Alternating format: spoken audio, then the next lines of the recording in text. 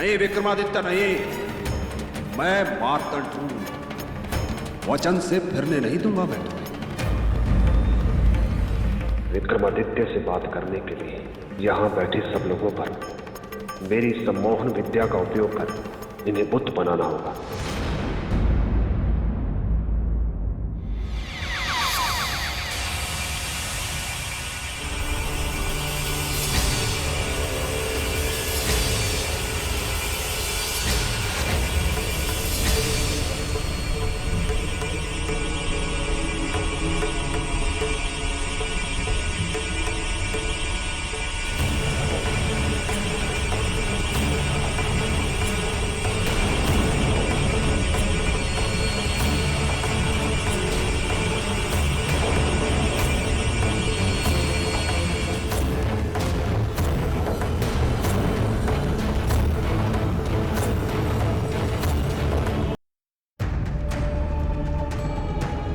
समझ गए मित्र, जो शर्त पूरी करेगा विवाह भी वही करेगा। हाँ,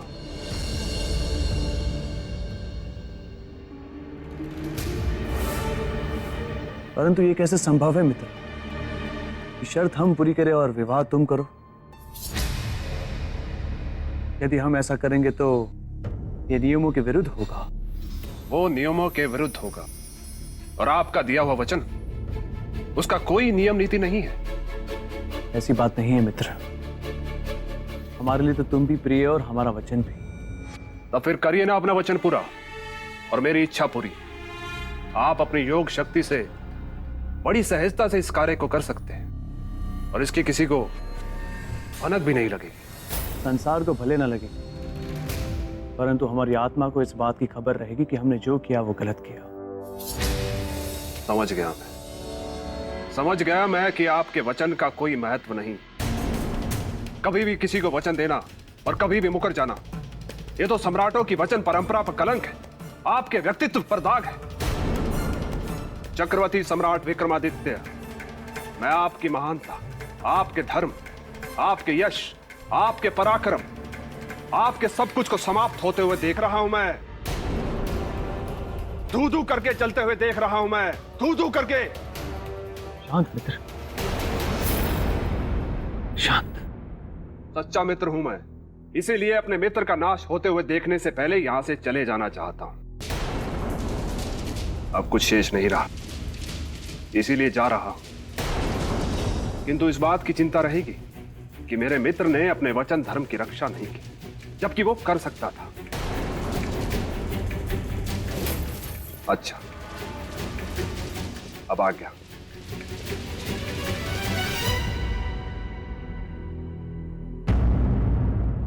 ठहरो मित्र,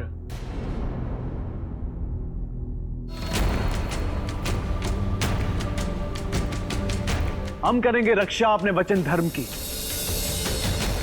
तोड़ेंगे अपने मित्र की प्रेयसी के लिए स्वयंवर की शर्त। बताओ हमें, कौन है वो स्त्री?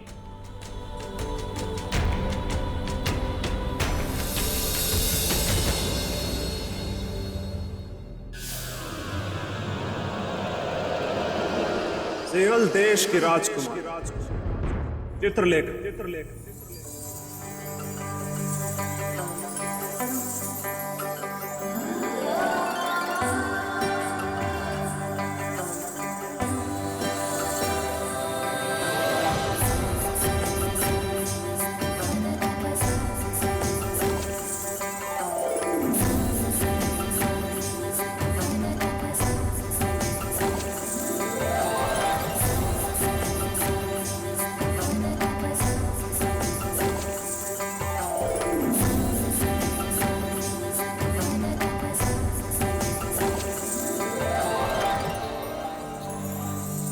प्रियतम, अपनी चित्रलेखा के प्रणाम को स्वीकार कीजिए। देवी, इसका अर्थ कि महारानी चित्रलेखा के मन में सम्राट विक्रमादित्य पहले से ही बसते थे। देवी, क्या उन्होंने पहले उन्हें कभी देखा था? नहीं देखा था, बिल्कुल भी नहीं देखा था, और ना ही मेरे मित्र ने उन्हें देखा था। वरना इस बात की चर्चा वो मुझसे तो अवश्य ही करते। राजन, मेरे मित्र। चोट तो नहीं लगी? चोट? कैसी चोट? मुझे चोट नहीं लगती राजन। इस तरह की दुर्घटनाएं मेरे साथ होती रहती है। देखिए, आप काफी बलशाली हैं। देवी, इन्हें आगे की कथा सुनाई।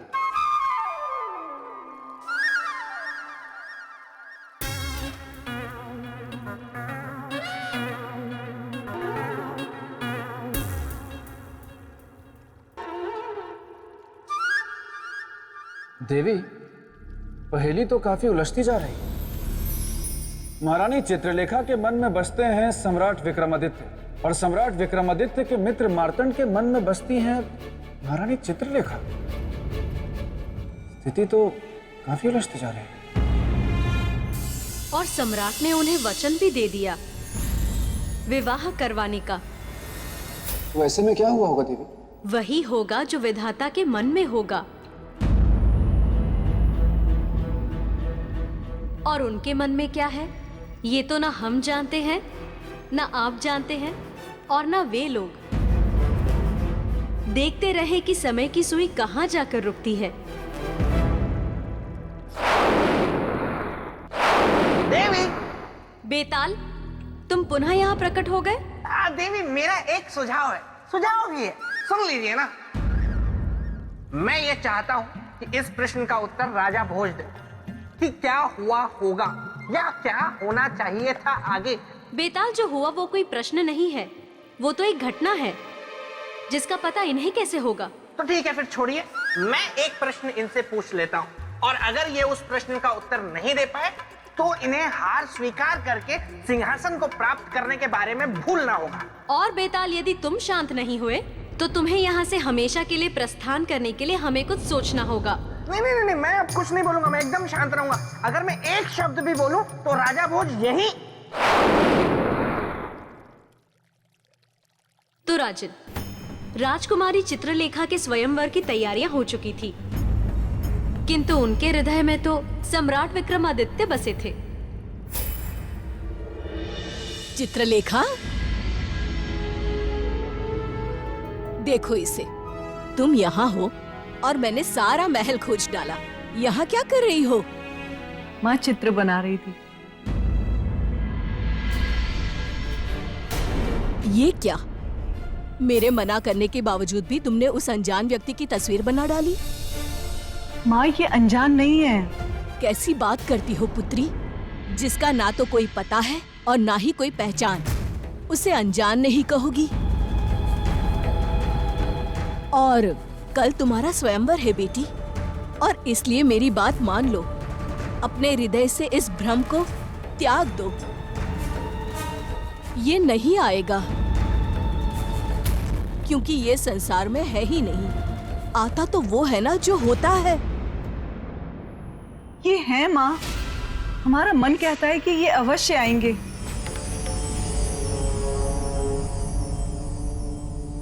याद रखिएगा मित्र, आपको अपनी योग शक्ति के द्वारा केवल विवाह की शर्त को तोड़ना है, उस स्त्री से मेरे विवाह बंधन को नहीं।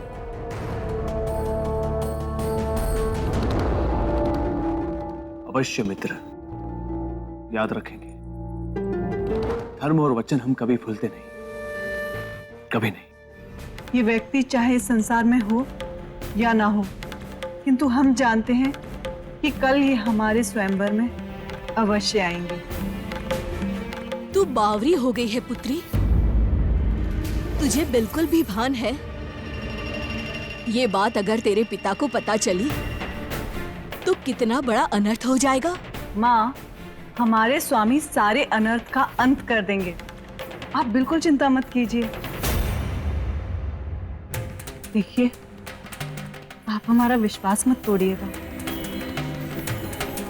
आप आएंगे ना, चाहे स्वर्ग से उतर के ही क्यों ना आना पड़े, पर जरूर आना। उर्वशी जी, इस चित्र को फौरन हटा लो यहाँ से। और चित्रलेखा, तुम हमारे साथ चलो। माँ, आप हमारी मन के देवता के चित्र को हमारी आंखों के सामने से तो हटा सकती हैं, किंतु हमारे मन के आंगन से नहीं। उन्हें वहां से कोई भी नहीं हटा सकता माँ, कोई भी नहीं।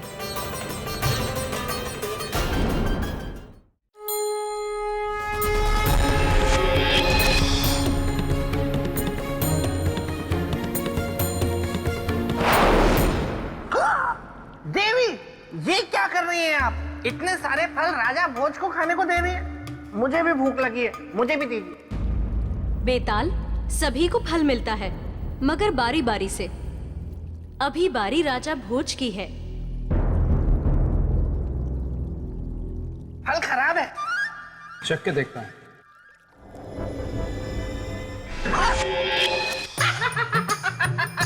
अंगूर खट्टे हैं।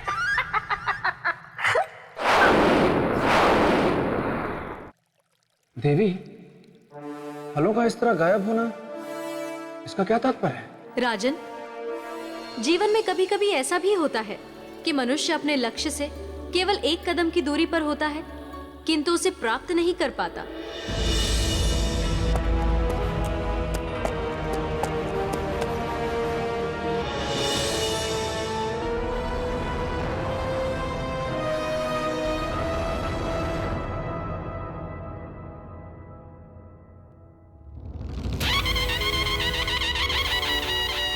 सुनो सुनो सुनो, काशी के महाराज भीमसेन पधार रहे हैं।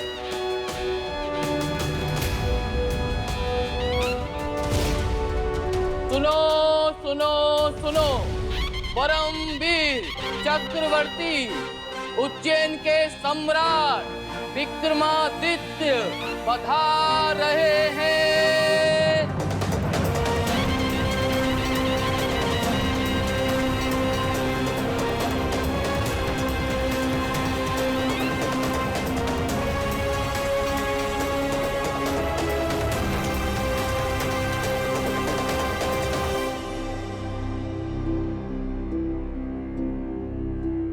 वो देखिए मित्र,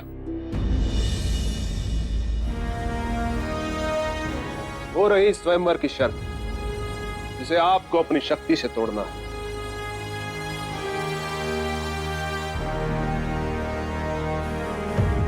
और मेरा विवाह राजकुमारी चित्रलेखा से करवाना है।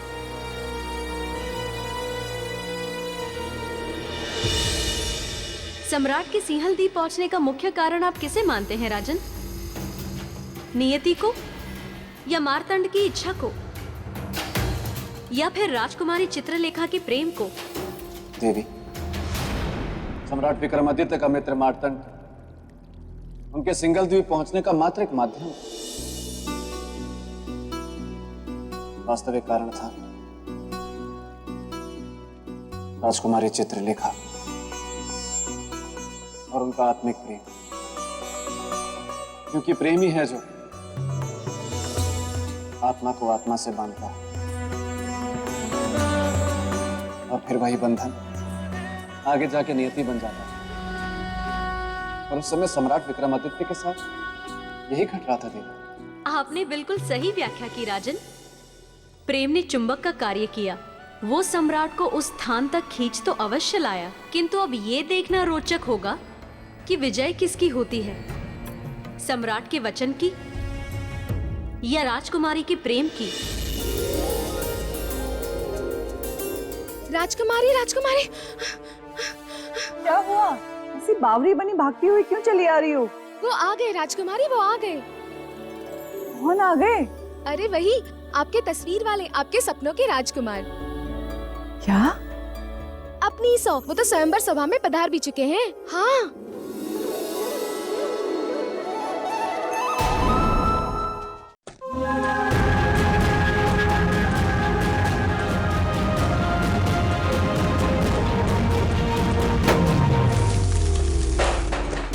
जाओ चित्रलेखा, स्वयंवर स्थल की ओर नहीं जाना पुत्री, रुक जाओ।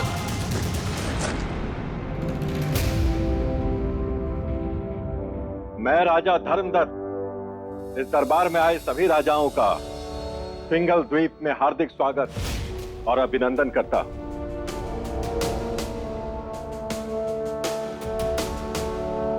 इससे पहले कि स्वयंवर की प्रक्रिया को प्रारंभ किया जाए, हम चाहेंगे कि आप सभी स्वयंवर की शर्त को अच्छी तरह से जान और समझ लें। बताइए मंत्रीवर।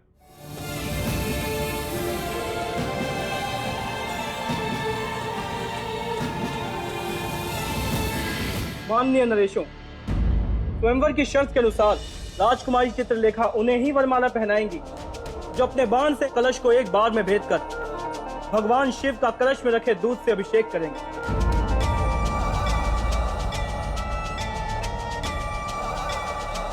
और दूध की धारा का शिव की जटा से निकली हुई गंगा की धारा के समान एक होना भी अनिवार्य है।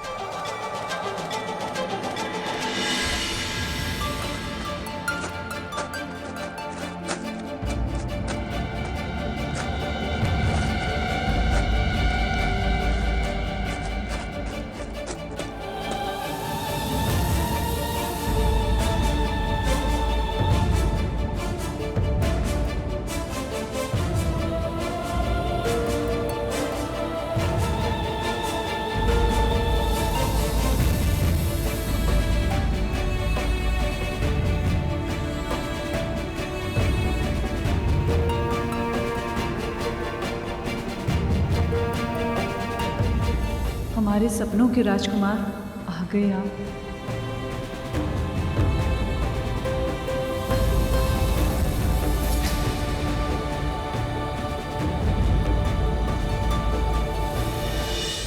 ये व्यक्ति चाहे इस संसार में हो या ना हो, किंतु हम जानते हैं कि कल ये हमारे स्वयंवर में अवश्य आएंगे।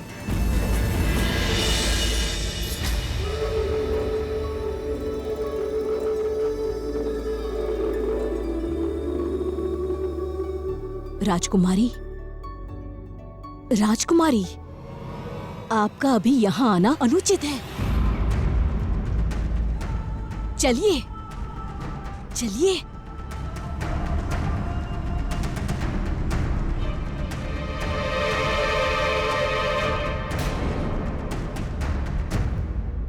देखा मित्र, यही थी राजकुमारी चित्रलेखा, अप्सरा सी सुंदर, जिन्होंने मेरे मन को अपने वश में कर रखा है।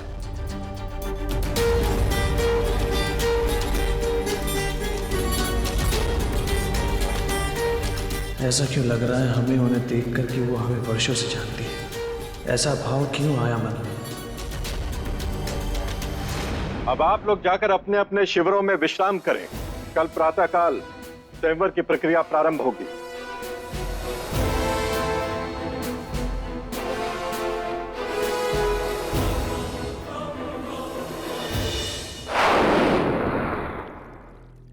देवी, मैं जानने को उत्सुक हूं कि आगे क्या? राजकुमारी के ऐसे भरे दरबार में आ जाने से सिंहलदीप के महाराज बहुत क्रोधित हुए और कुछ न कुछ ऐसा अवश्य है जो आप मुझसे छिपा रही हैं। बताइए महाराज, बताइए, उस व्यवहार के पीछे का भेद क्या है? महाराज, आपकी लाडली का स्वास्थ्य। आप तो सब ठीक है, कुछ और आज जो आप मुझे बताना नहीं चाहते। एक बार मैं आपसे और पूछ रहा हूं महाराज कि राजकुमारी का इस प्रकार स्वयंवर कक्ष में सभी राजकीय मर्यादाओं को ताक पर रखकर चले आने के पीछे का मुख्य कारण क्या है? पिताश्री, आपको जो पूछना है आप हमसे पूछिए। आपके सारे प्रश्नों का उत्तर हमारे पास है। अर्थात कहना क्या चाहती हो तुम?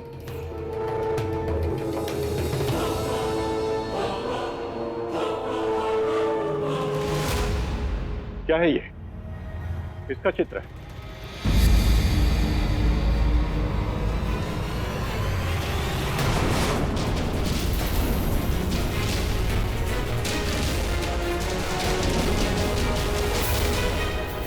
ये तो उज्जैन के चक्रवर्ती सम्राट विक्रमादित्य का चित्र है। बिल्कुल। ये आपके पास कैसे आया? इसे हमने स्वयं बनाया है। तुमने? और तुमने इसे कब देखा, कहां देखा?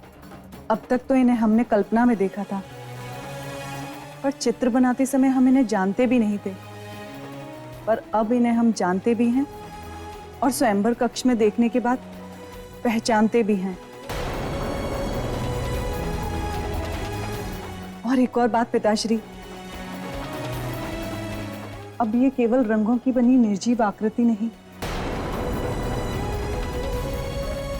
बल्कि हमारे जीवन में रंगों को भरने वाली सजीव आकृति भी है। मतलब?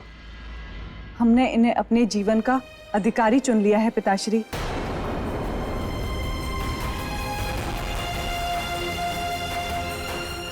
अपना स्वामी। बस चित्रलेखा, बहुत बोल चुकी तुम। अपने जीवन से संबंधित ऐसे महत्वपूर्ण निर्णय लेने का तुम्हें कोई अधिकार ही नहीं है पुत्री। तुम्हारे लिए योग्य वर, उचित जीवन साथी ढूंढने का दायित्व केवल मेरा है। अभी आप शांत हो जाइए महाराज। कैसे शांत हो जाऊं महारानी? कल सुबह इस राजमहल में स्वयंवर है और आपकी ये लाडली देखिए इसे अपने जीवन साथी का चयन कर चुकी है।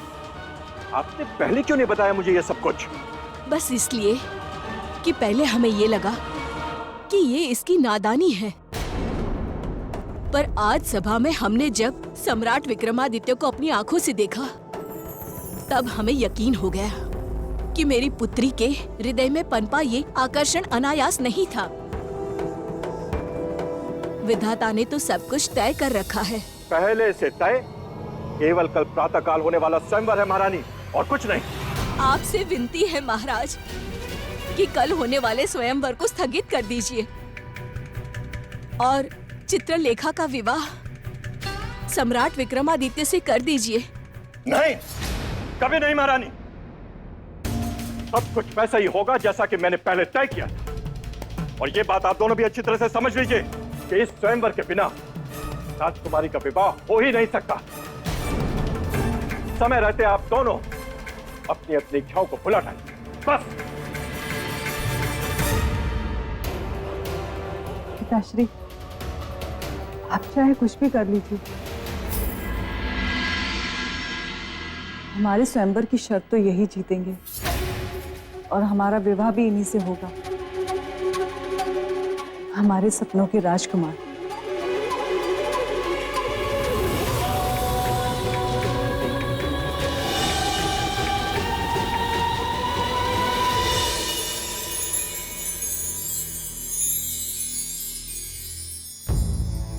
ये क्या हो गया है हमें क्यों ऐसा लग रहा है जैसे राजकुमारी चित्रलेखा वहां केवल हमारे लिए आई थी?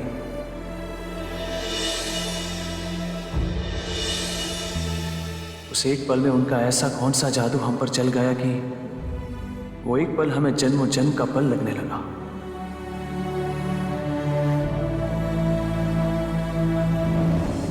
क्यों मित्र, क्या सोच रहे हो? कुछ भी नहीं मित्र मार्तंड। छुपाइए मत मित्र, मैं पढ़ सकता हूं आपके मन के भाव। ये क्या कह रहे हो मित्र? आपके मन में मोह ने जन्म ले लिया है। मोह? किसके प्रति? राजकुमारी के प्रति। सच कह रहा हूं ना मैं? पर कुछ भी हो मित्र, आप अपने दिए हुए वचन के सच को मत भुलाइएगा। मित्र, पृथ्वी सूर्य के चारों ओर घूमना भूल सकती है, परंतु हम अपने वचन को कभी नहीं भूल सकते। पर उस वचन से होने वाले हित और अहित के विषय में सोचना, यह हमारा धर्म अवश्य है। सोचिए, अवश्य सोचिए। मैं आपको सोचने से नहीं रोकूंगा, परंतु स्वयंवर में भाग लेने से अवश्य रोकूंगा। आप स्वयंवर में भाग नहीं लेंगे, वहां केवल मैं जाऊंगा। आप केवल अपनी योग शक्ति के द्वारा अपने आप को मेरे शरीर में स्थापित करेंगे, बस। और स्वयंवर की शर्त आप पूरी करेंगे? हाँ बिल्कुल, तभी तो मैं विवाह कर सकूंगा। राजकुमारी चित्रलेखा से। परंतु ये योग शक्ति का अपमान नहीं होगा मित्र? योग शक्ति का अपमान या राजकुमारी के प्रति उपजे मोह का अपमान? नहीं मित्र, हम तो ये सोच रहे हैं कि महाराज धर्मदत्त और राजकुमारी के साथ कोई छल ना हो जाए। मित्र, ऐसा करके छल तो आप हमारे साथ कर रहे हैं। साफ साफ बोलिए कि मोह जाग गया है। तोड़ दीजिए वचन, लौट जाइए वापस। नहीं मित्र, हम यहाँ लौटने के लिए नहीं आए। तो फिर इस शुभ अवसर पर ये धर्म अधर्म, छल माया, मान अपमान जैसी अशुभ बातें मत कीजिए। राजकुमारी को पाने से बड़ा सम्मान दूसरा कुछ भी नहीं है मेरे लिए। आप केवल अपने वचन को पूरा करने के लिए अपने मन को तैयार कीजिए। बाकी जो होगा मैं देख लूंगा।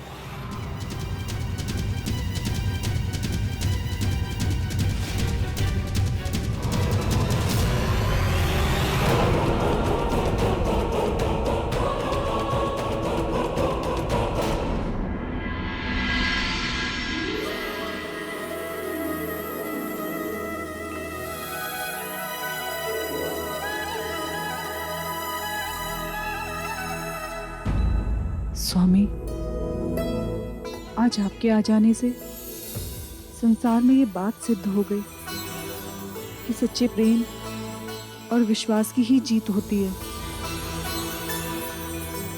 आप प्रेम की डोर से बंधे हुए हमारे स्वयंवर में आए, हम आपके ऋणी हुए। परंतु राजकुमारी, स्वयंवर की शर्त यदि किसी अन्य राजकुमार ने पूरी कर दी तब?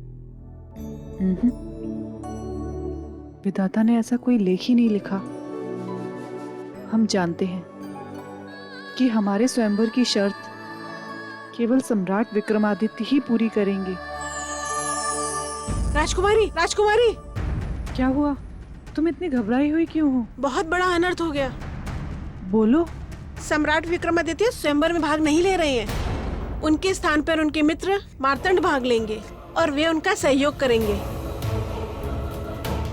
नहीं, ऐसा नहीं हो सकता। हमारा विश्वास नहीं टूट सकता।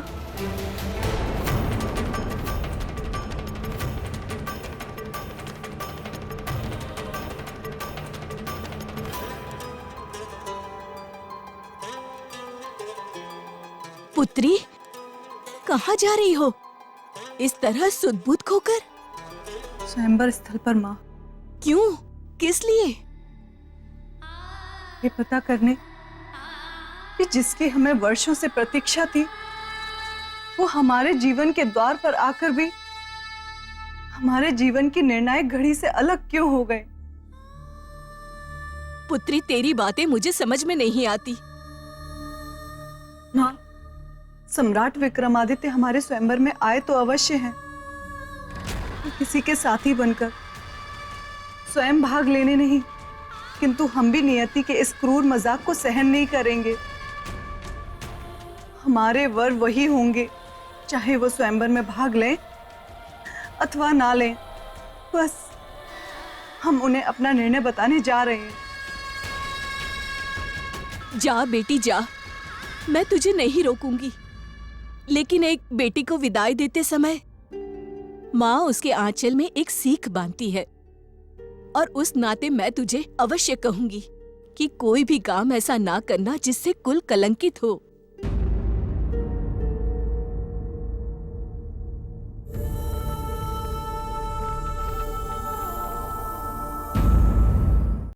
राजन, क्या करेगी राजकुमारी चित्रलेखा? कैसे प्रकट करेंगी अपनी मन की बात सम्राट के सामने? क्या तोड़ देंगी मर्यादा, लांग जाएंगी लज्जा की दीवार, या देवी, प्रेम को प्रकट करने के लिए, उसे जताने के लिए ना तो किसी मर्यादा को तोड़ने की आवश्यकता होती, ना किसी शब्दों की सहायता की। बस बेताल, तुम बस अपने मित्र के स्वयंवर की कहानी सुनते रहो, पर घर से ध्यान रहे कुमारा ग्रहण लगने वाला है, जिसमें जितने भी कुमारे बेताल हैं वो आने वाले 500 वर्षों के लिए जैसे चमगादड़ बन जाएंगे। मस्तिष्क कुमार, ये क्या बात हुई? नहीं नहीं नहीं नहीं, मुझे चमगादड़ नहीं बनना है, वो भी 500 वर्षों के लिए। बिल्कुल नहीं, पहले राजा भोज का निराकरण करके आता हूँ, उसके बाद निपटूंगा इस कुंवारा ग्रहण योग से। हाँ हाँ, प्रेम तो हलवा है जिसे कोई भी उठाएगा और गप से खा जाएगा। बेताल। देवी, देवी, क्षमा देवी, क्षमा। वो देवी, अगर आप अनुमति दे तो मैंने ना राजा भोज की प्रशंसा में कुछ पंक्तियां लिखी हैं, बड़ी मेहनत से। मैं सुनाना चाहता हूँ, मैं निवेदन कर रहा हूँ, मुझे अनुमति दीजिए ना। ठीक है, सुनाओ। धन्यवाद देवी, धन्यवाद। हाँ तो राजन, सुनिए मेरी पंक्तियां। एक था राजा महाहठी, जीवन में उसके एक घटना घटी, चला पता उसको कि है एक सिंहासन, पाने के लिए फिर उसको उसका मचल उठा मन, सोचा उसने कि इस सिंहासन पर अब मैं बैठूंगा और फिर सारी दुनिया के सामने ऐसे ऐठूंगा।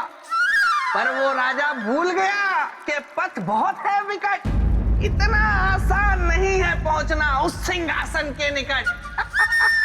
क्योंकि उस सिंहासन का रक्षक है एक बेताल, जो गलने नहीं देगा कभी उस राजा की दाल।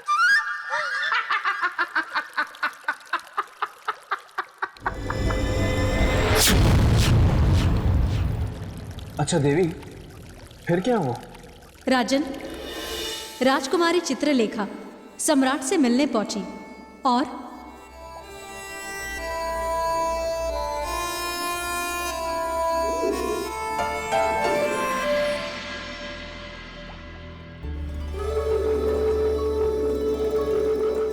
देवी,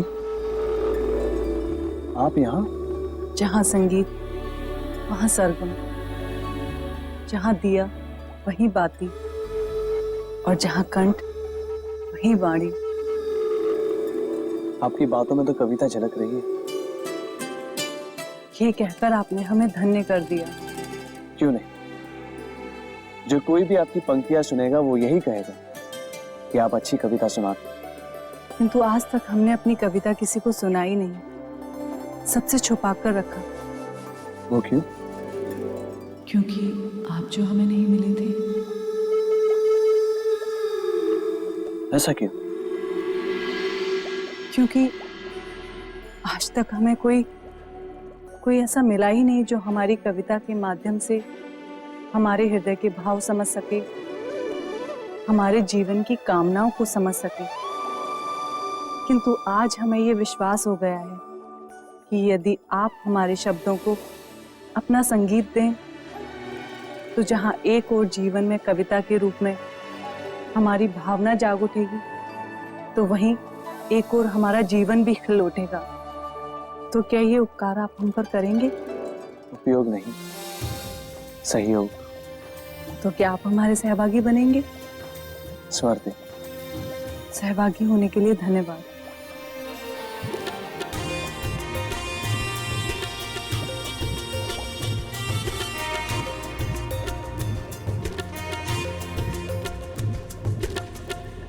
बचपन बीता, यौवन आया, प्रेम ने अपना गीत गाया, खोजा ढूंढा बहुत प्रेम को, जब नहीं मिला तो उदास निराश। कौन होगा हमारा प्रेम? कहाँ मिलेगा हमारा अपना प्रेम? तब मन ने हमारा सर सहलाया, एक रूप हमें दिखाया, और देखो भाग्य हमारा, हमने सामने उसको पाया।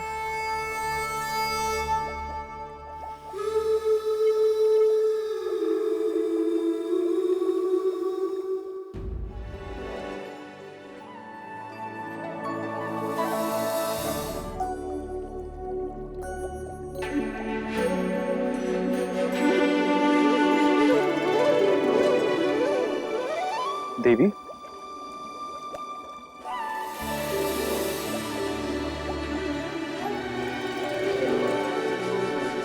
आज है हमने उसको पाया। ये किसके लिए है संबोधन?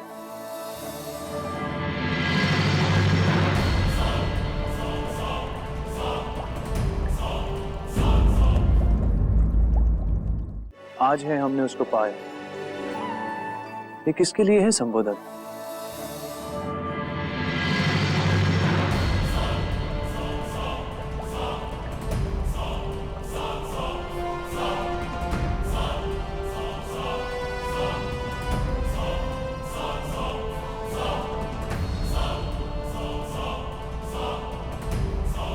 क्यों लग रहा है ऐसा कि मानो हमें ही सवालों के घेरे में खड़े कर दिए गए?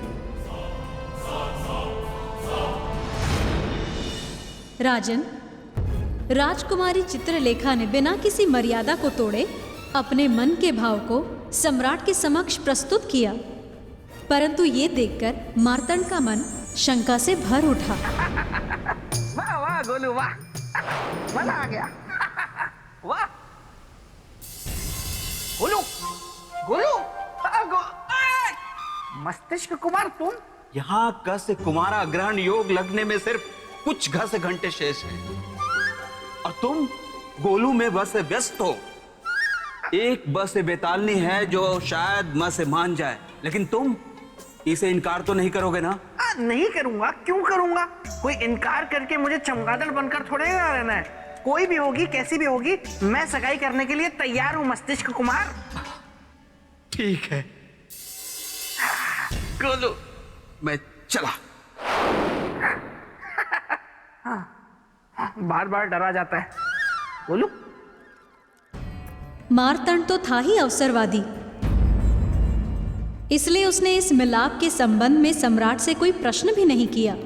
समझा दे, मार्तंड ये जानता था कि जिसके साथ वो ऐसा कर रहा है वो धर्मप्रिय है, और जो कर रहा है वो अधर्म। हाँ राजन, उसे भय था पूछताछ से कि कहीं सम्राट विक्रमादित्य क्रोधित हो गए तो सब बिगड़ जाएगा, इसलिए उसने उस बात की अनदेखी की। तो क्या सम्राट भी उसकी चतुराई को समझ नहीं पाए, या फिर वो भी जानबूझकर? दोनों में से कुछ नहीं। दोनों में से कुछ नहीं? नहीं, क्योंकि सम्राट विक्रमादित्य रात भर राजकुमारी चित्रलेखा की कविताएं समझने में ही लगे रहे। बचपन बीता यौवन आया, प्रेम ने अपना गीत गाया, खोजा ढूंढा बहुत प्रेम को, जब नहीं मिला तो उदास निराश। कौन होगा हमारा प्रेम? तब मन ने हमारा सर से हिलाया, एक रूप हमें दिखाया, और देखो भाग्य हमारा, हमने सामने उसको पाया। कौन था उस कविता का प्रेमी? कहीं राजकुमारी का संकेत हमारी ओर तो नहीं था? नहीं नहीं, हम नहीं हो सकते। हम कैसे हो सकते हैं? पर जब हम नहीं हैं उस कविता के पात्र, तो फिर हमें सुनाने का क्या अर्थ? समझ में नहीं आ रहा है कि यह हमारा भ्रम है या फिर। इसी उधेड़-बुन में सम्राट की पूरी रात बीत गई। उनका ध्यान तब टूटा जब प्रातःकाल स्वयंवर का बिगुल बजा।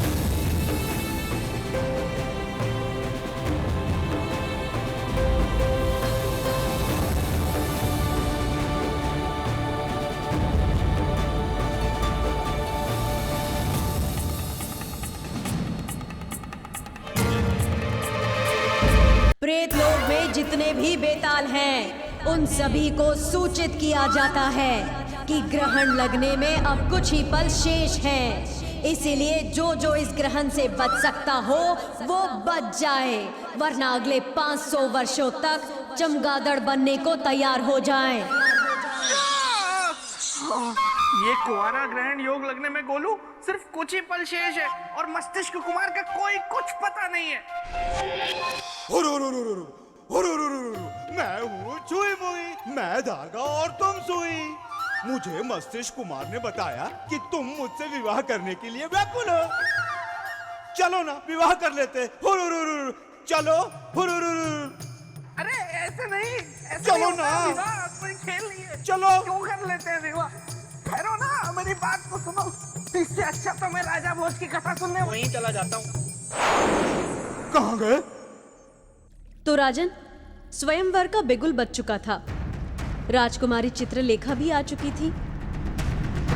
अब समय था निर्णय का।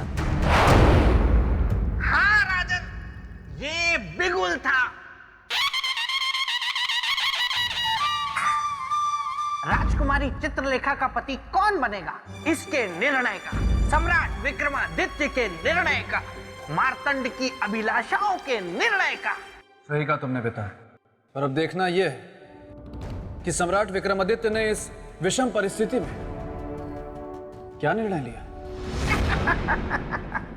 राजन, राजकुमारी चित्रलेखा ही सम्राट विक्रमादित्य की महारानी बनी, ये सब जानते हैं। किंतु ये सब कुछ संभव हुआ कैसे, ये बड़ा रोचक है।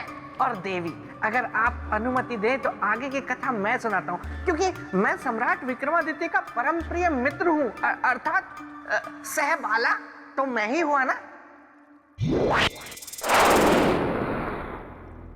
हाँ देवी, तो आगे क्या हुआ? स्वयंवर में पधारे सभी राजकुमारों, आपका स्वागत है और हमारे महाराज धर्मदत्त की ओर से शुभकामनाएं भी। स्वयंवर की शर्त के अनुसार मंच पर पड़े हुए धनुष बाण से ऊपर के कलश को बेधकर देवादिदेव महादेव शिव के शिवलिंग स्वरूप का अभिषेक करना है और इसके लिए प्रत्येक राजकुमार को 3 अवसर प्राप्त होंगे और जो अभिषेक करने में सफल हुआ उन्हें राजकुमारी चित्रलेखा अपनी वरमाला पहनाएगी। तो अब मैं महाराज धर्मदत्त से स्वयंवर को आरंभ करने की अनुमति चाहता हूं और सबसे पहले मैं आमंत्रित करना चाहता हूं डुमरांव के राजकुमार कौशलेंद्र राज सिंह को।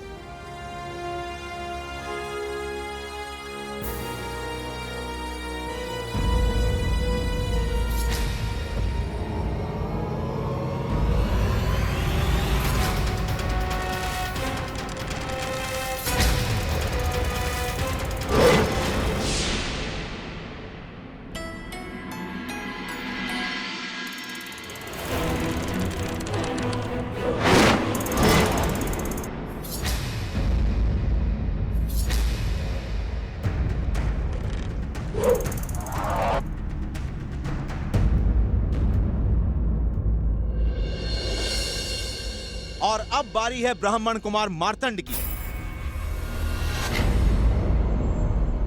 मित्र, जा रहा हूं मैं।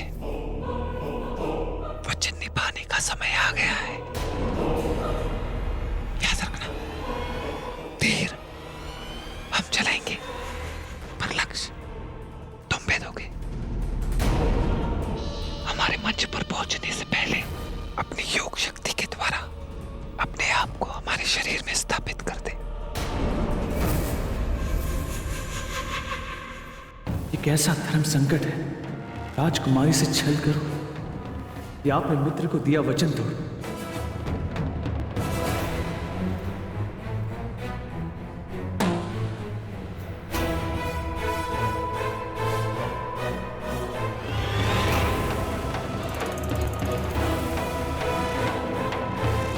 विक्रमादित्य, आपको समय आ गया है आपकी योग शक्ति को प्रयोग करने का।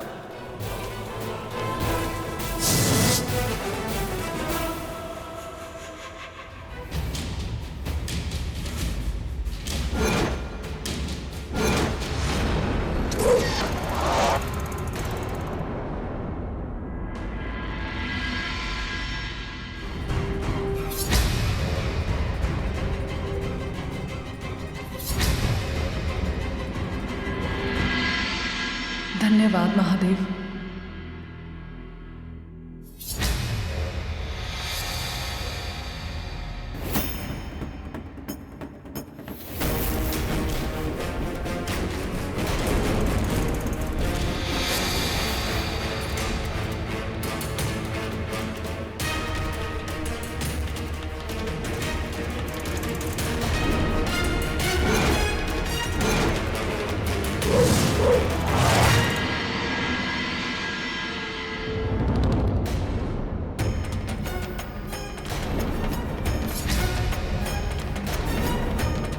नहीं विक्रमादित्य नहीं, मैं मार्तंड हूं। वचन से फिरने नहीं दूंगा मैं तुम्हें। विक्रमादित्य से बात करने के लिए यहाँ बैठे सब लोगों पर मेरी सम्मोहन विद्या का उपयोग कर इन्हें बुद्ध बनाना होगा।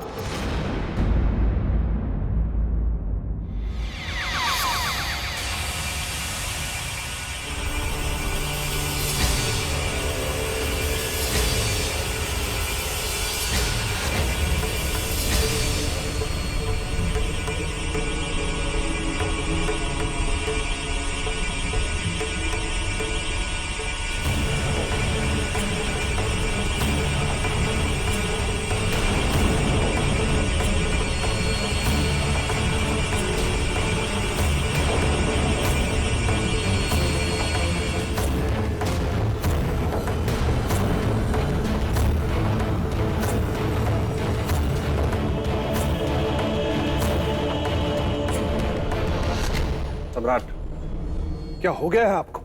वचन भूल गए या चूक गई शक्ति?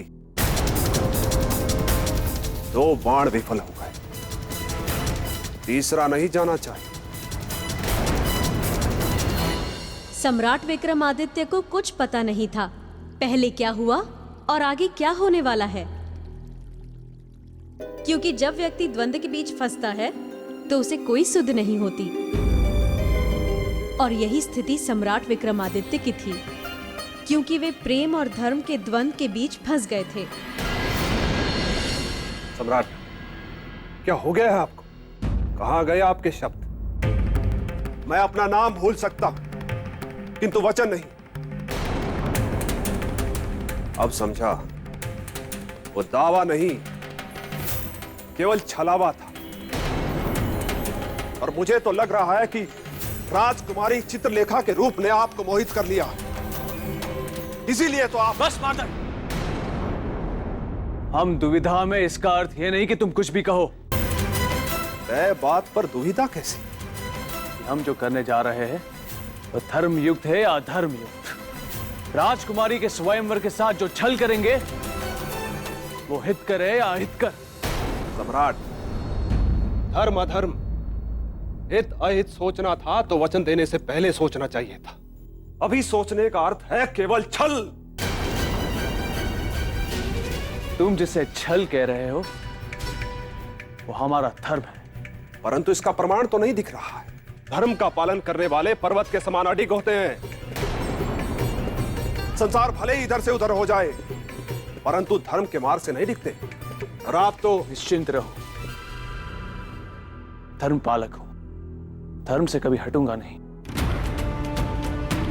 तो क्या समझो, तुमने मुझे बना दिया स्वयंवर का विजेता।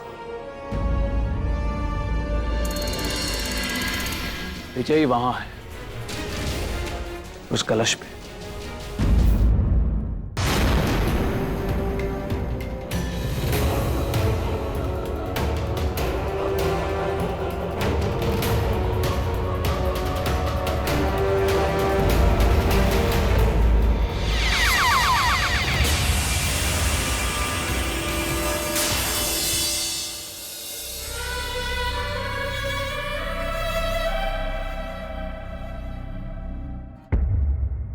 क्या सोच रहे हैं ब्राह्मण कुमार?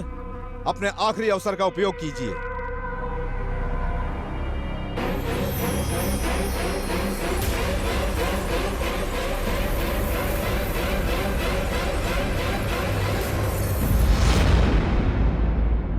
सम्राट, आपके अलावा और कोई हमारा स्वयंवर नहीं जीत सकता, ये हमारा विश्वास है। महादेव, विश्वास बनाए रखिए।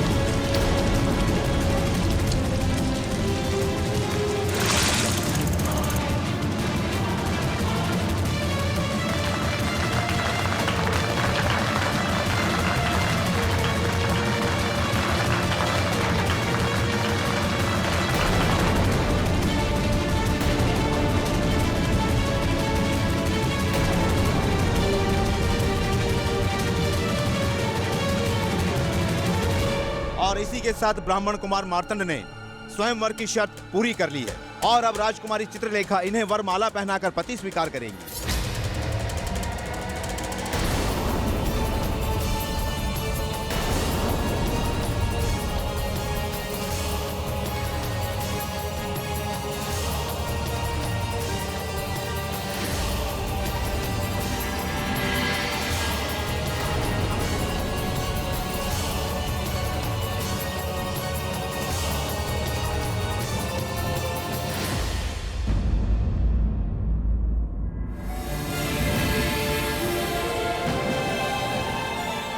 चित्रलेखा, पुत्री चित्रलेखा, आगे बढ़ो और अपने जीवन साथी के गले में वरमाला डाल दो।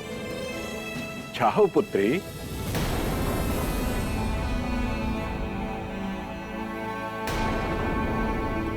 आगे बढ़ो पुत्री।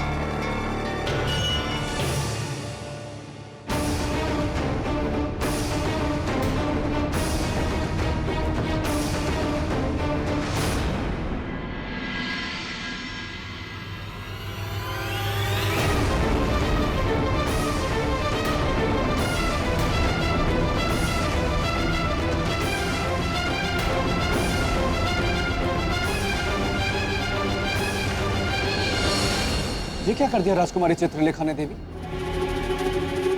हरी सभा में स्वयंवर का अपमान कर दिया। नहीं राजन, राजकुमारी ने स्वयंवर का अपमान नहीं बल्कि सम्मान किया है। पहली बार किसी ने स्वयंवर को सही अर्थों में परिभाषित किया। मर्यादा और नियम का उल्लंघन करके। राजन, जहां ये घटना घटी वहां क्या था? स्वयंवर। और स्वयंवर का अर्थ क्या होता है? स्वयं से वर चुनना, अपनी पसंद से, अपनी पसंद का। और राजकुमारी चित्रलेखा ने वही किया। उन्हें वर के रूप में जो पसंद आया, उन्होंने उसी के गले में वरमाला डाल दी। और वो जो स्वयंवर की शर्त थी वो?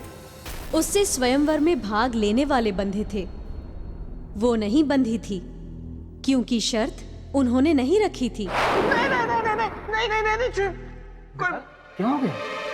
बेताल, तुम फिर आ गए कथा में विघ्न डालने। क्या करूं देवी, मेरे सर पर दो दो तलवारें लटक रही हैं। एक तो कुछ ही पलों में कुंवारा ग्रहण योग लग जाएगा। अगर उसके पहले मैंने सगाई नहीं की तो 500 वर्षों तक मुझे चमगादड़ बनकर रहना पड़ेगा, और अगर मैंने सगाई की तो वो भयानक छुई मुई मेरे गले पड़ जाएगी। राजा भोज, आप तो स्वयं को बुद्धि का भंडार समझते हैं ना, तो अपने भंडारे में से थोड़ा खर्चा कीजिए और बताइए कि ऐसी स्थिति में मुझे क्या करना चाहिए। स्थिति तो गंभीर है, पर मुझे लगता है कि आपको सगाई कर लेनी चाहिए। चमगादड़ बनने से तो बेहतर है ना। सत्यवचन, सत्यवचन राजा। देवी, मैं जा रहा हूं और ये सिंहासन आपकी सुरक्षा में सुरक्षित रहेगा। इसे बैठने मत दीजिएगा।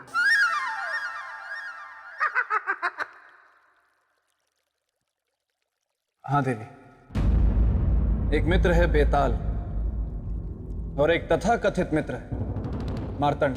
मार्तंड सम्राट विक्रमादित्य को विवश कर सकता था, किंतु राजकुमारी चित्रलेखा को नहीं। इसलिए राजकुमारी चित्रलेखा ने सम्राट विक्रम को वर चुनकर सही किया। परंतु ऐसा करके उन्होंने बहुत बड़ा संकट खड़ा कर दिया।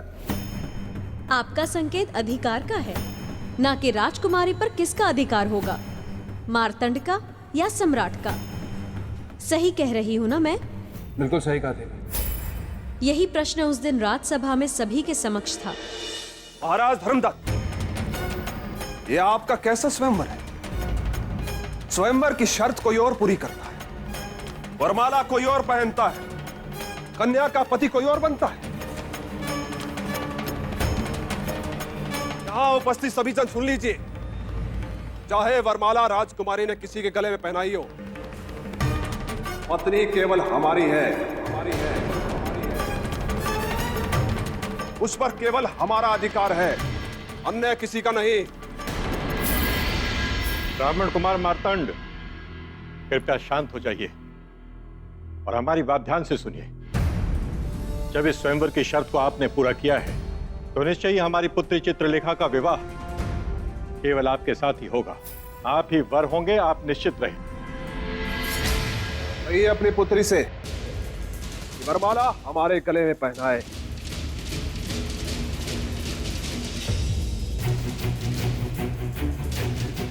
देखो पुत्री चित्रलेखा, तुम्हारे हाथ तो यह घोर अनर्थ हो गया है पुत्री। तुम्हें यह भूल सुधारनी होगी। इस वरमाला को उतारकर कुमार मार्तंड के गले में डालनी होगी। पिताश्री, हमसे कोई भूल नहीं हुई है।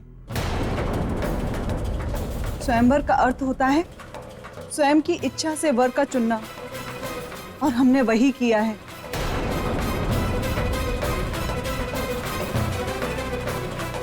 यही हमारा अटल निर्णय है और हमारा यही अंतिम निर्णय होगा।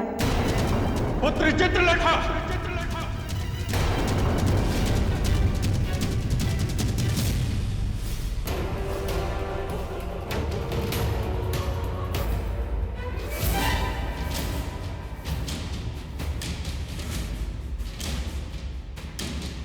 नहीं, ये नहीं हो सकता, नहीं होने दूंगा मैं ये।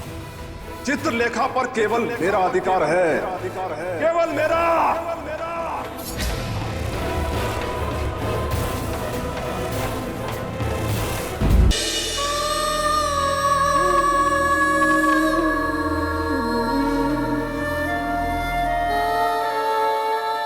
पुत्री,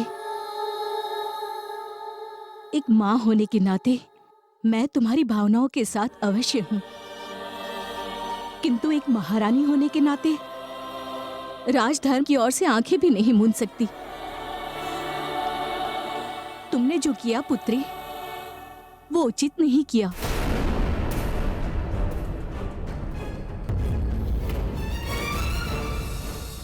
माँ, आप कह रही हैं ये बात? हाँ, क्योंकि धर्म और नियम को तोड़कर मिलने वाला सुख स्थायी नहीं होता, भविष्य में दुख का कारण बनता है। और एक माँ होने के नाते मैं कभी नहीं चाहूंगी कि मेरे पुत्री के जीवन पर दुख की एक छाया भी पड़े। इसलिए पुत्री, अब मार्तंड ही तुम्हारा पति है। नहीं माँ, हम उसे अपना पति नहीं मान सकते। चित्रलेखा,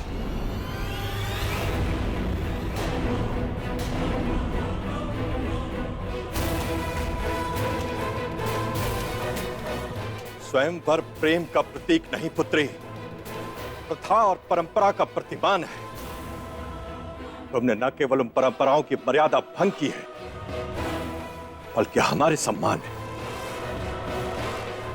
हमारे अभिमान को भी भयंकर ठेस पहुंचाया है पुत्री। ये कैसी व्यवस्था है? ये कैसा समाज है पिताश्री, जहां एक बेटी की इच्छा का कोई मोल नहीं?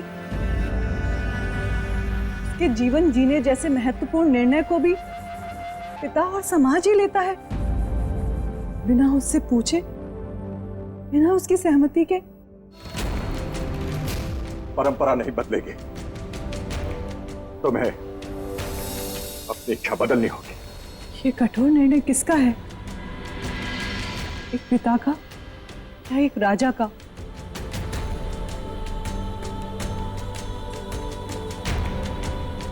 यदि एक पिता का हुआ तो हम पिता की इच्छा पूरी करने का उपाय सोचेंगे। और यदि एक राजा का हुआ तो हम विरोध करेंगे।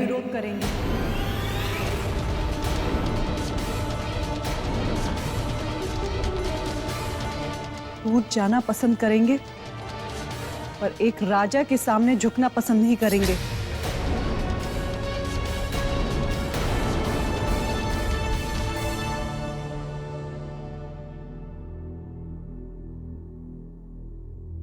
तो आज एक पिता अपनी पुत्री से विनती करता है, बदल दे अपना ये निर्णय पुत्री।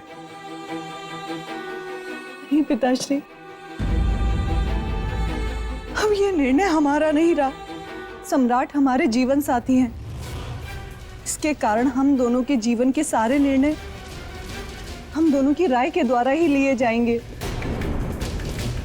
तो आपके मान के लिए इस संदर्भ में हम उनसे बात अवश्य करेंगे।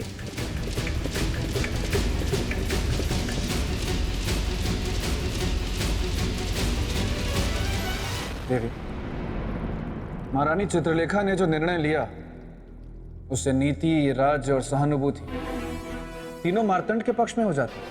हाँ राजन, किंतु प्रेम और हृदय ना किसी नीति को जानते हैं, ना किसी राज्य को मानते हैं। इसका अर्थ कि महारानी चित्रलेखा को अपने प्रेम के आगे ना स्वयंवर दिखाई दिया और ना अपने पिता का आदेश।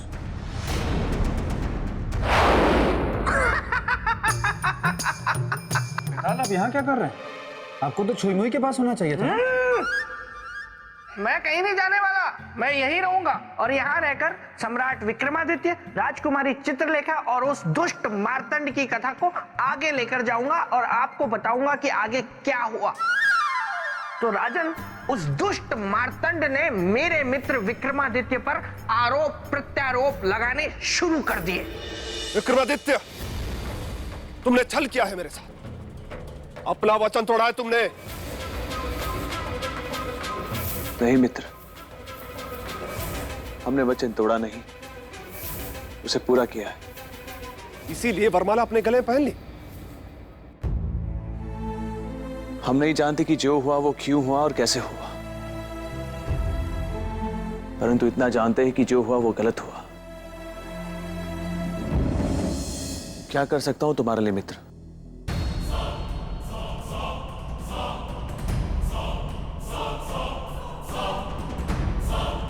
यहां से चले जाएंगे, यहां से चले जाएंगे, अविलंब।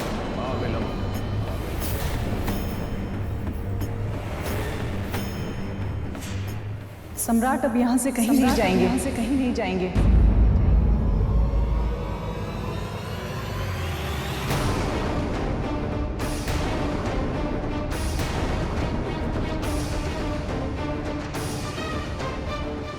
इन्हें रोककर हमारी अर्चन को रोक रही है। अर्चन तो आप उपस्थित कर रहे हैं ब्राह्मण कुमार। मैं और अर्चन, ये क्या कह रही हैं आप? देवी स्वयंवर की शर्त के अनुसार आप मेरी पत्नी हैं और मैं आपका पति। आप जानती हैं ना, स्वयंवर की शर्त को मैंने पूरा किया है। वो शर्त हमारी नहीं थी, हमारे पिता की थी। इसलिए स्वयंवर से संबंधित जितने भी प्रश्न और जिज्ञासा है, आप उनसे बात कीजिए, हमसे नहीं। अब हमें एकांत दीजिए, हमें सम्राट से कुछ बात करनी है।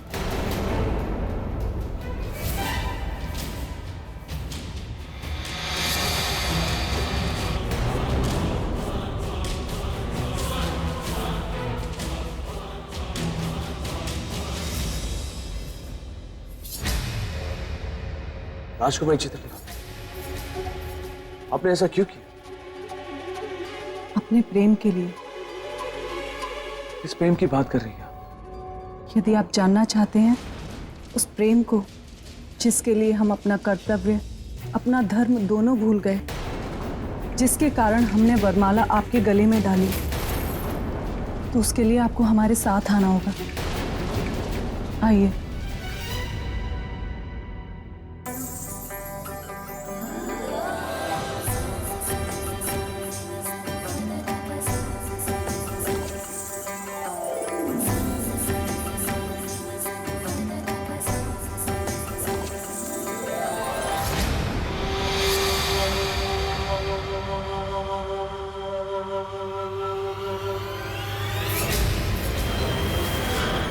पानी सर से ऊपर हो, इससे पहले मुझे महाराज धर्मदत्त से बात करनी होगी।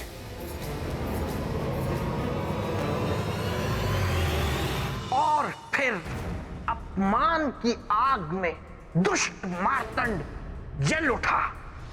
राजन, एक प्रश्न मेरे पेट में बड़ी देर से गुदगुदी कर रहा है। देवी, अगर आप आज्ञा दें तो मैं पूछ लूं इनसे? नहीं बेताल, तुम वापस प्रेत भूमि जाओ, वहाँ छुईमई तुम्हारी प्रतीक्षा कर रही है। नहीं नहीं नहीं नहीं नहीं नहीं नहीं देवी, मेरी गुदगुदी बंद हो गई। मुझे कोई प्रश्न ही नहीं पूछना। मैं तो एकदम चुप रहूंगा, लेकिन यही रहूंगा। और फिर राजकुमारी सम्राट को ले गई अपने प्रेम का प्रमाण देने।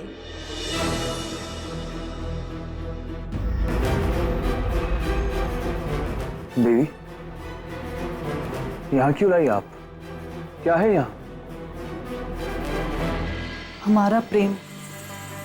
चारों ओर अपनी दृष्टि घुमाइए और फिर हमें बताइए, क्या सच में हमने जो किया वो गलत किया? क्या हमें वो नहीं करना चाहिए था? बिना कोई प्रमाण कुछ भी कहना अन्याय होगा देवी, असंगत होगा। प्रमाण मिलेगा।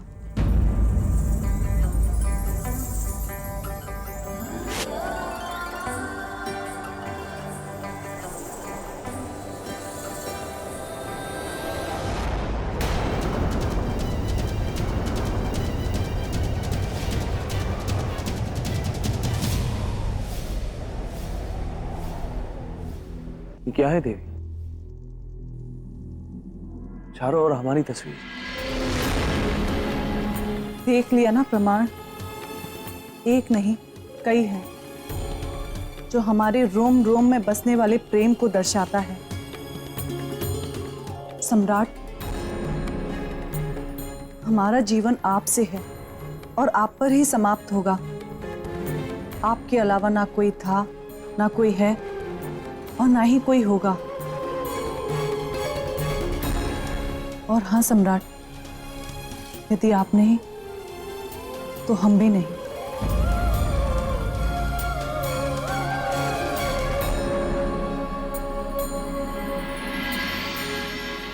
मार्तंड जी, मैं आपसे एक बार पुनः कह रहा हूं कि सम्राट विक्रमादित्य से हमारा कोई संबंध नहीं है। विवाह की शर्त आपने पूरी की है, इसलिए मेरी पुत्री का विवाह आपसे ही होगा। मेरी पुत्री पर अधिकार अब केवल आपका ही है। तो फिर विलंब कैसा? विदा कीजिए अपनी पुत्री को। किंतु बिना विवाह संस्कार के? इसकी कोई आवश्यकता नहीं। मैं अपने आश्रम में विवाह करना चाहता हूं। आप बस विदाई की तैयारी कीजिए। महाराज को अपनी तरफ मिलाकर कौन सा बड़ा कद्दू में तीर मार दिया मार्तंड ने? ये मुझे कौन खींच रहा है? पहले तो मुझे सौंदर्य लेखा खींचती थी खेचन शक्ति से, लेकिन अभी कौन खींच रहा है? छुई मुई तुम्हारे पास भी खेचन शक्ति है? तुम्हें क्या लगा था मेरे बेताल? तुम मुझे नहीं बुलाओगे तो क्या मैं तुम्हें नहीं बुला सकती? तुम मुझे बुला नहीं, रुला भी सकती हो। कृपया करके जल्दी बता दो कि क्या बात है। मुझे वापस जाना है। वहाँ मेरे मित्र की कथा चल रही है जिसका सुनना मेरे लिए बहुत जरूरी है। तुम्हें उस कथा की पड़ी है और मेरी इस व्यथा का क्या? सुनो ना, मुझे ना प्रतिदिन नृत्य करने का बहुत शौक है। हाँ, तुम्हें भी पसंद है ना? तो चलो नृत्य करते हैं। देखिए देखिए देखिए, मुझे नृत्य करना नहीं आता है। मुझे एकांत चाहिए, इसलिए मुझे एकांत में छोड़ दो और यहाँ से चली जाओ। चली जाइए।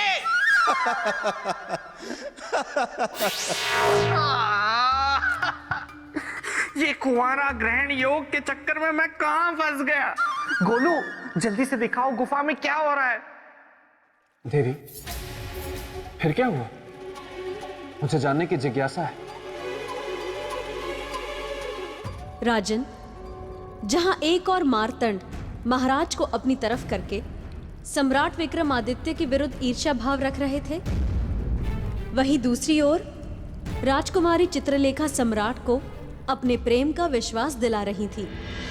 इस सत्य को हम अब भी स्वीकार नहीं कर पा रहे हैं कि कलश भेदन किसी और ने किया और न ही जन्म जन्मांतर तक कर पाएंगे, क्योंकि हम जानते हैं कि कोई दूसरा कलश भेदन कर ही नहीं सकता था। तेरे विश्वास से आप कैसे कह सकती है? इसलिए क्योंकि हमारा प्रेम सच्चा है, वो विश्वास की नींव पर खड़ा है। अब बताइए, क्या आपको अब भी लगता है कि हमने जो किया वो गलत किया? हमें नहीं डालनी चाहिए थी आपको वरमाला? कैसे कहे कि आपने वरमाला डालकर गलत किया? आपको देखते ही हमारे मन में भी तो यही भाव आया था कि आपसे हमारा संबंध भी सदियों पुराना है। क्या सोच रहे हैं सम्राट? हमारे प्रेम का निर्णय सुनाइए। हमारे प्रेम का निर्णय सुनाइए। देवी, एक पराजित और अपराधी क्या निर्णय देगा? निर्णय तो सदा विजयी सुनाता है।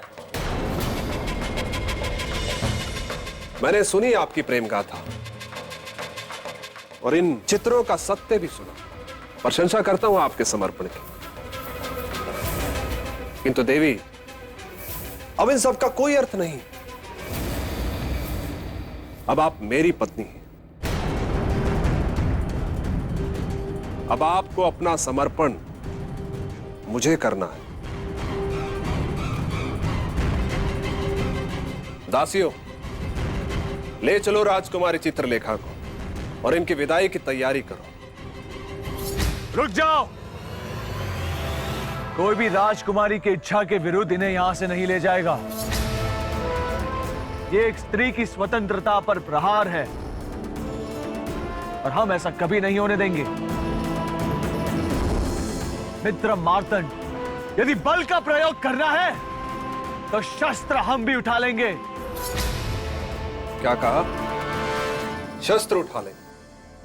वाह वाह सम्राट, वाह! एक न्यायशील, धर्मप्रिय, पराक्रमी सम्राट का असली चरित्र सामने आ ही गया। वचन देकर वचन तोड़ने वाला चरित्र। अच्छा मित्र, एक बात बताओ, आप ही ने कहा था ना कि आप हमारा विवाह राजकुमारी चित्रलेखा से करवाएंगे। विवाह कराने में हर संभव सहायता करेंगे। याद है या भूल गए? मित्र एक महत्वपूर्ण परामर्श दे रहा हूं। अच्छा होगा स्वयं अपने हाथों से राजकुमारी चित्रलेखा को मेरे साथ विदा कीजिए और वचन धर्म निभाने वाले के रूप में उदाहरण बनी। दासियों, ले जाओ राजकुमारी चित्रलेखा को यहां से। नहीं सम्राट, सम्राट अपना पति धर्म निभाइए, हमारी रक्षा कीजिए। सम्राट, सम्राट हमारी रक्षा कीजिए।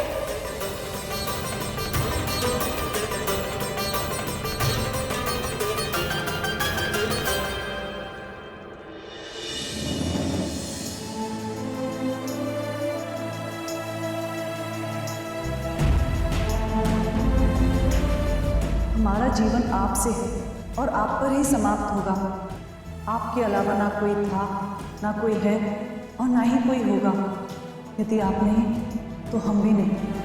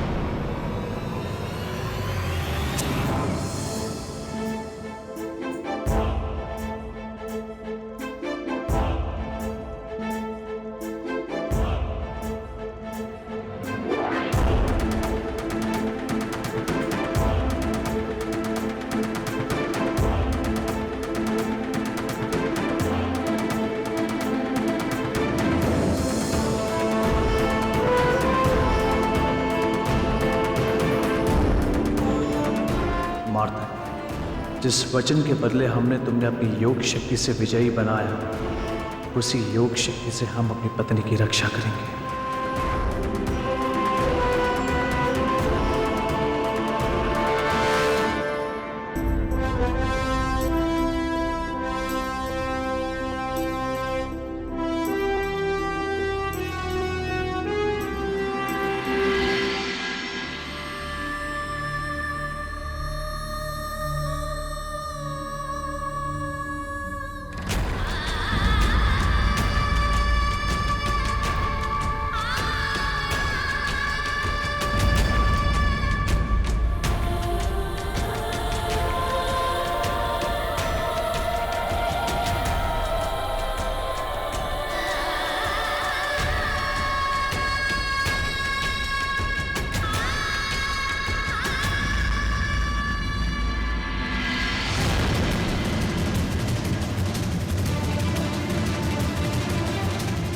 मार्तंड, तुम्हारे वचन के साथ केवल हमारा शरीर बंधा है, हमारी आत्मा नहीं। राजकुमारी चित्रलेखा ने हमें अपना पति स्वीकार कर हमारी आत्मा को बांध दिया। अब हम अपनी योग शक्ति से उनकी रक्षा करेंगे और उनकी रक्षा करना हमारे लिए सबसे महत्वपूर्ण है, क्योंकि इसी रक्षा से हमारे वचन, धर्म और कर्तव्य की रक्षा बंधी हुई है।